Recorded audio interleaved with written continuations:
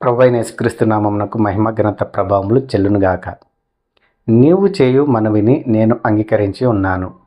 2వ రాజుల గ్రంథము 22వ అధ్యాయము 19వ వచనం ద్వారా దేవుడు మనకు తెలియజేయుచున్నాడు.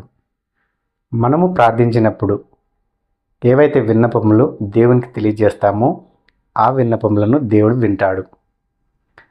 హన్నా చూడండి, పరుగు పరుగున మందిరానికి వెళ్ళింది. దేవునికి మొరపెట్టి ప్రార్థన చేసింది. దేవుడు అన్నా యొక్క ప్రార్థనను అంగీకరించాడు. ఆమె మనవిని విన్నాడు. అలాగే హిజ్కియా కూడా చూడండి, మొరపెట్టి ప్రార్థన చేసినప్పుడు హిజ్కియా ప్రార్థన కూడా దేవుడు విన్నాడు. దేవుడు హిజ్కియా ప్రార్థన విని హిజ్కియాను దేవుడు స్వస్థపరుస్తాడు. హన్నా ప్రార్థన విని అన్నకు గర్భఫలమును అనుగ్రహిస్తాడు. ఈ రోజుల్లో కూడా మనము ఏ మనవులైతే దేవునికి విన్నవించుకుంటున్నామో ఆ మనవులను దేవుడు వింటాడు, సకాలంలో మనకు సమాధానము అనుగ్రహిస్తాడు. కాబట్టి నీవు చేయి మనవిని నేను అంగీకరించి ఉన్నాను అని పరిశుద్ధ లేఖనం ద్వారా మనకు తెలియజేయుచున్నాడు. కాబట్టి ఈరోజు నీవు దేవుని ఎదుట మోకరిల్లి ఏవైతే మనవులు విన్నవించుకున్నావో ఆ మనవులు దేవుడు విన్నాడు, నీకు త్వరలో జవాబు అనుగ్రహించబోతున్నాడు. కాబట్టి నీవు నమ్మి విశ్వసించినట్లయితే దేవుడు నీకు సమాధానమును త్వరలో అనుగ్రహిస్తాడు. ఈ విషయాన్ని ప్రతి ఒక్కరు గుర్తుపెట్టుకోవాలని ప్రభువైన యేసుక్రీస్తు నామములో మిమ్మల్ని అందరినీ కోరుకుంటున్నాను. ఈరోజు వాగ్దానం వీక్షిస్తున్న మీ అందరికీ ప్రభువైన యేసుక్రీస్తు నామములో శుభాభివందనములు తెలియజేయుచున్నాను. ఈరోజు వాగ్దానం చదువుకుందాము రండి. యెషయా గ్రంథము 35వ అధ్యాయము 10వ వచనం.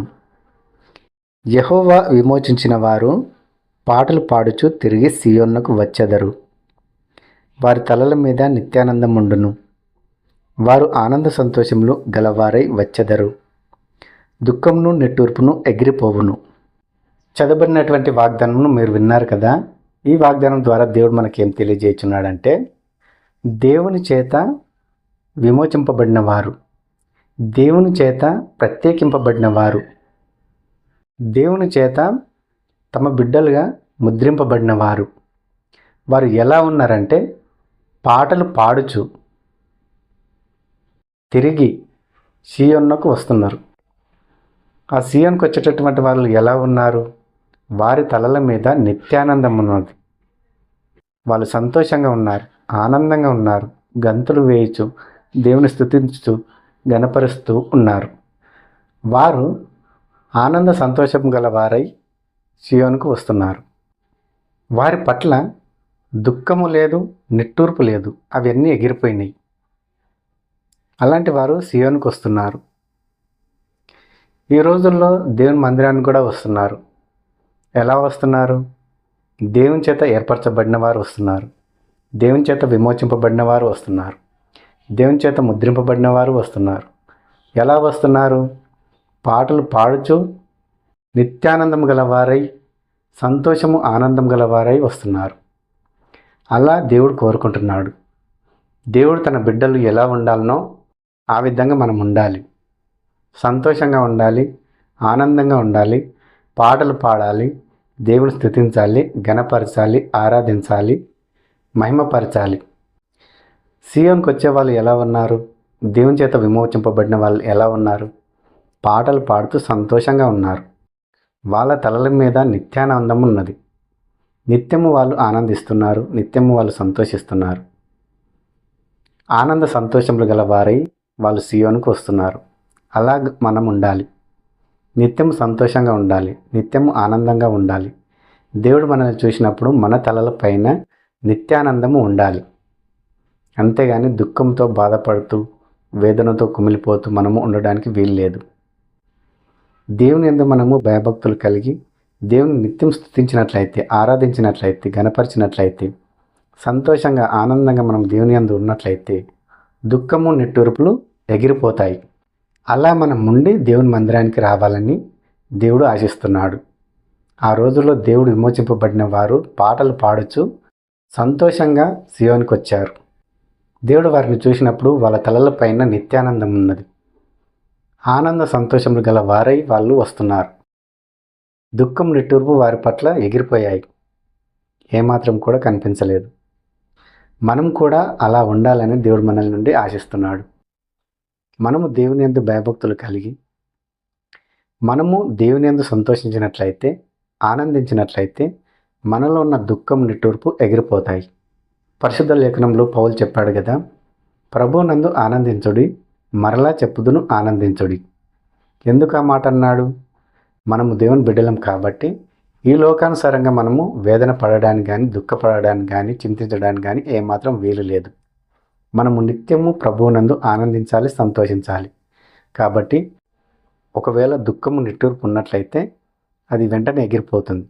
కాబట్టి దేవుని బిడ్డలు ఎల్లప్పుడూ సంతోషంగా ఉండాలని, ఆనందంగా ఉండాలని, దేవుని మందిరానికి సంతోషంగా ఆనందంగా రావాలని, దేవుని సంతోషంగా ఆనందంగా స్తుతించాలి, గణపరచాలి, ఆరాధించాలని దేవుడు కోరుకుంటున్నాడు.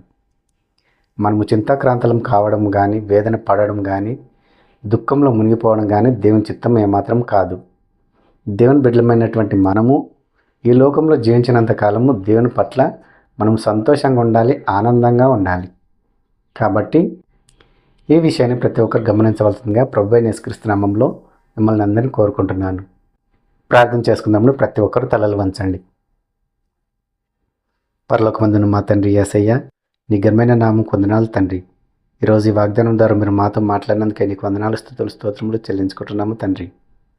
అవును తండ్రి, మీరు విమోచింపబడిన వారు పాటలు పాడుచు సంతోషంగా ఆనందంగా సీయోనుకు వస్తున్నారు తండ్రి.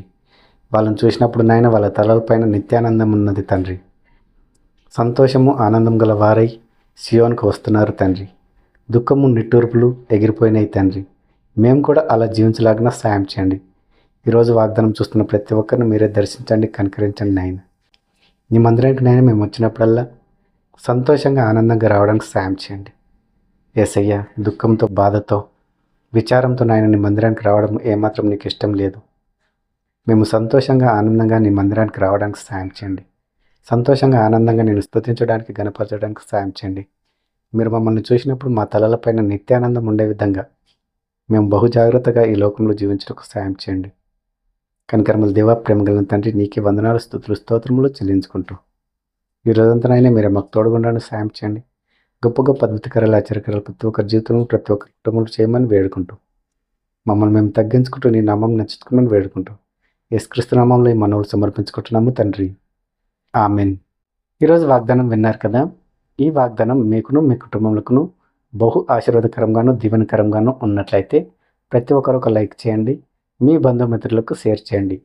ప్రతి ఒక్కరు సబ్స్క్రైబ్ చేసుకోమని ప్రభువైన యేసుక్రీస్తు నామములో మిమ్మల్ని అందరినీ కోరుకుంటున్నాను.